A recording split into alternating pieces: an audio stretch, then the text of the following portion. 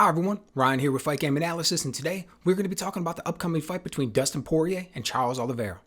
But before we jump into that, if you've been enjoying the content, please go ahead and click on the like button and also subscribe to the channel. Really appreciate your support.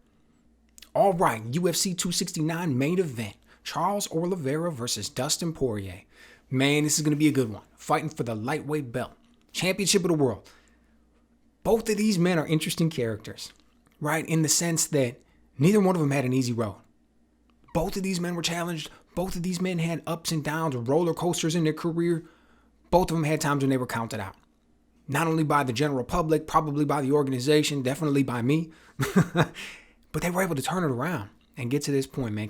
So before I say anything else, just allow me to take my hat off to both of these men and say congratulations. Because they've both got a long time in front of them if they want it. Both kind of at the midpoint of their career, so to speak, and looking at it age-wise, maybe slightly past it, but they're not at the end. They both got some fight left in them. They both made it to this point. I'm incredibly excited for not only for this fight, but what both men have afterwards. Now let me start out talking a little bit about the champ, Charles Oliveira. All right, now you look at him, and I would say I counted him out probably, I don't know, maybe back with the fight when he got submitted by Anthony Pettis, maybe when he got knocked out by Paul Felder. Not exactly, I don't remember exactly sure, but at one point he had lost like 4 out of 5 or 4 out of 6 fights. And I looked at it and I was like, man, that's it for this guy. He's missing weight. He's not able to go in there and dominate anymore. He's known as just being a crafty, slick submission artist. Now he's getting submitted by guys. I mean, yeah. I mean, Pettis won a belt by submission. He's a Brazilian Jiu-Jitsu black belt himself. But at the same time, I mean, there's levels to all of this. And I don't know. I figured like Charles Oliveira wasn't a guy to go out there and get submitted. Even if he didn't get the victory, I didn't think he was going to go out there and get strangled. Yet that's what we saw going on. So I kind of had written him off. And then he goes on this run. Man, and it's a good one. Right? What's he up to? 9 fight winning streak at this point. Wins the belt in his last one against Chandler. And you saw him come out different. You saw his game change. He was always known as a grappler. He was always known as a guy who was very slick and crafty with his submissions. Always a submission threat, right? And he's got this type of submission game that's like suffocating. Like he gets on you and he's like a boa constrictor, man. Just slowly crank it down, slowly applying more pressure until he gets to the position that he wants to, and then just chokes you out, right? Really impressive the way he's able to do it and the guys that he's been able to do it against. But he was never really known as a striking artist. Never really known as a guy that you had to worry about regarding the Muay Thai, regarding the kickboxing, going after you with his hands, anything like that. A little bit one-dimensional, but man, that dimension was good. But when you look back at this run that he went on, these last 8, 9 fights, the striking has been very impressive. He's definitely grown in that area. You go out there, he works. He's got a very good jab that he works now. Beautiful low kicks. A nice right hand. I like the way he throws that right hand. Right? He can throw it as part of a 1-2. He can lead with it. He's got some great little counters that he uses it for. We saw it against Timur. We saw it against Lentz. We saw it in his last fight a couple times against Chandler. Like he's able to go out there and he's able to land that right hand. He uses some decent upper body movement. It's not the best. He kind of keeps his head in the center line a little bit too much, but every now and then you'll see him start to use elements of it. And it makes me wonder if he's training it, but it's not really second nature yet. Hasn't really worked it into his game all that well. But you see him use elements of it. That being said, he has some defensive liabilities, man. We saw, and we've seen it against Kevin Lee. We saw it against Tony Ferguson. We saw it against Michael Chandler in his last fight. Particularly against Chandler. There was a point there where Oliveira was really hurt up against the cage, got dropped. Looked like he could have been out of there at some point. Right? Chandler's got power in his hands, so not only was he able to land, he was able to land with that power. We saw what it did. But Oliveira's aggressive. Super aggressive, loves to come forward, loves to fight off of that front foot, wants to back you up against the cage and just be super aggressive with that pressure. Then work behind that, get guys into bad situations, get them out of there. Doesn't really focus on the defense. Wants to overwhelm you with that offense to shut your offense down. But when it doesn't work, it doesn't work. Okay? So when Kevin Lee started throwing back and hitting him with shots, Oliveira was there to be hit. When Tony Ferguson decided to throw back shots, Oliveira was there to be hit.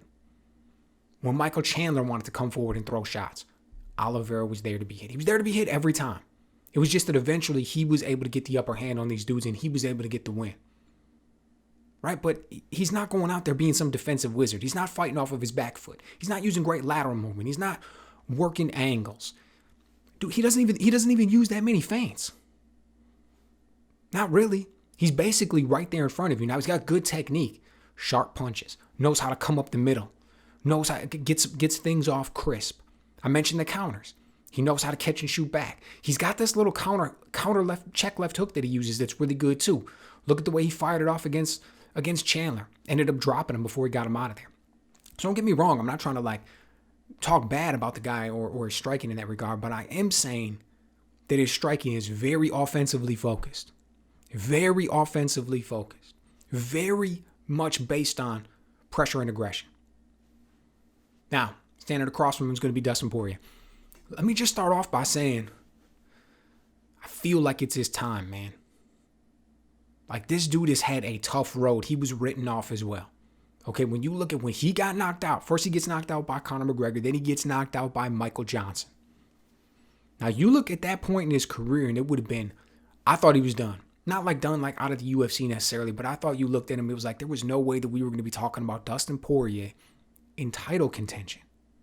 Dustin Poirier fighting for the belt at 155 pounds after you saw the way he got caught by that left hand with Michael Johnson and knocked out of there in the first round. I just didn't think it was going to be happening. But lo and behold, here we are, man. And not only that, not only is in the title contention, this was no gift. Nobody just went over and handed this to Dustin Poirier. He earned this the hard way, the old school way, going out there and fighting Justin Gaethje, Max Holloway, Eddie Alvarez, Khabib, Conor McGregor twice. He went out there and just worked for all of this. And none of those fights were easy. He had to grind. He had to dig deep. Dude, look at that fight with Max Holloway. There was a point there where Max Holloway started coming out. I thought he was going to be able to make Dustin Poirier wilt. Dude, he pulled it up. Just the will, determination, the heart that he's got. He was able to pull up from the depths. He was able to make that fight happen. Right? Yes, he's got the technical prowess. Great check right hook. We've seen it against everybody. Saw it against Max. Saw it against Eddie Alvarez. Particularly saw it against Conor McGregor. When he wanted to fight off of his back foot, he was using the lateral movement. Caught him with that check left hook a few times. We've seen the left hand. Flashes of it against Dan Hooker, catching him with it. Same thing, caught Conor McGregor with it a couple times. We've seen him work behind the jab. We see the footwork and the way he's able to bounce on the outside. We see the way he's able to get on the inside and be strong. Man, he is big and strong for 155 pounds. Dustin Poirier is a force at 155 pounds. Right? He likes to get in on the inside, grind hard to the body, use that right hook when he's tight on the inside. He's got a way to smother you when he gets on the ground. Overall, very good. Great low kicks. Everybody in the American top team now is kicking people in the calves. He's no exception to that. Great body kicks again against Hooker. Comes out there right away. It's like he's throwing a baseball bat at your liver from that southpaw stance. So we know he's got all the technical prowess to go out there and do all of these things. But I don't think that's what separates him. What separates him is that heart, man, that will, that determination. We've seen him just dig on it and pull. I'm still super impressed by what he did in the second Conor McGregor fight. You look at how he got smoked in that first one.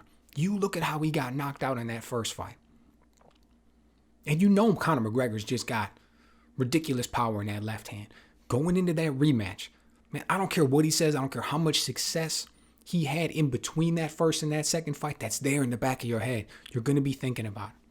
He's going to remember what it was like to get caught by that shot and put down. And then he went out there and got caught by that left hand. Got caught with it nice. Believe he wobbled him at one point in the first round. And I remember thinking man, it's over with. As soon as that first left hand landed, all those memories are going to start coming back. He's going to lose his focus a little bit. It's going to be too much. The moment's going to get too big. McGregor's going to be able to go in there and finish him. But Poirier persevered, came through, went out there in the trilogy, in the rubber match, and just basically, I don't want to say dominated him. McGregor definitely had some good moments, but Poirier was never in trouble, and he was able to really pull through tough. He was able to land that right hook. He was able to do a lot of the things that he wanted to do in that up until the point when he ended. And I felt like he was in control of the fight when it ended, even though it was a doctor stoppage and all of that kind of stuff. I mean, what a path. What an impressive performance for a man to be able to grow like that mentally. And especially for a guy who's talked about having anxiety, social anxiety with the fights and the spotlights and everything being too bright, just really, truly coming into his own. And that's kind of what I mean when I say, I feel the time is, like his moment is here. Like the time's come for him. He's been working out an American Top Team for years now, continually getting better. His hands are looking great. Working with Dia Davis out there, man. Does some great work with guys. Really has improved the performance that he's showing with his boxing. And that's why in this one, I'm going to go with Dustin Poirier. I think he's going to find a way to dig it. I think he's going to find a way to just dig deep and come out with the victory. Look, in the first 2.5 rounds is where Charles Oliveira is going to be his most dangerous. I mean, that dude is a killer, man. I've mentioned his submissions. I've mentioned how quick he is on some of those counters. He's got power. All these people that he's hitting, he's hurting them. Now, I don't know if the power just comes from like a straight raw horsepower, like just that real, true, dominant one-punch power. It doesn't necessarily look like it. A lot of that power may come from the accuracy, from the speed, from the way people just aren't expecting it because he's coming off so smooth with the shot. But either way, there's enough power there where he's hurting people. Particularly early in the fight, you're dry, you get into a grappling exchange with him. He's always dangerous. But I don't know how we haven't seen him go 5 rounds. I don't know what he's going to be able to bring to the table late. But we do know what Dustin Poirier is going to bring to the table. So even though I like Dustin Poirier, at any point in this fight, I never think he's going to be outmatched. I always think that he can go out there and shine. As the fight continues to go on, I think his ability to shine is going to become even greater. I think we may see Charles Oliveira fade a little bit. Dustin Poirier continue to grow. Continue to just come on strong. Continue to just apply that pressure, apply that aggression, and come out with the victory. So I'm going with Dustin Poirier in this one. But man, what a dangerous fight. I'm really looking forward to it. Either man. Wouldn't be surprised with either type of victory from either man. That's what type of fight this is. So let me know what you guys think. Who's going to come out with it and still and new? Which one are you guys going with? Let me know.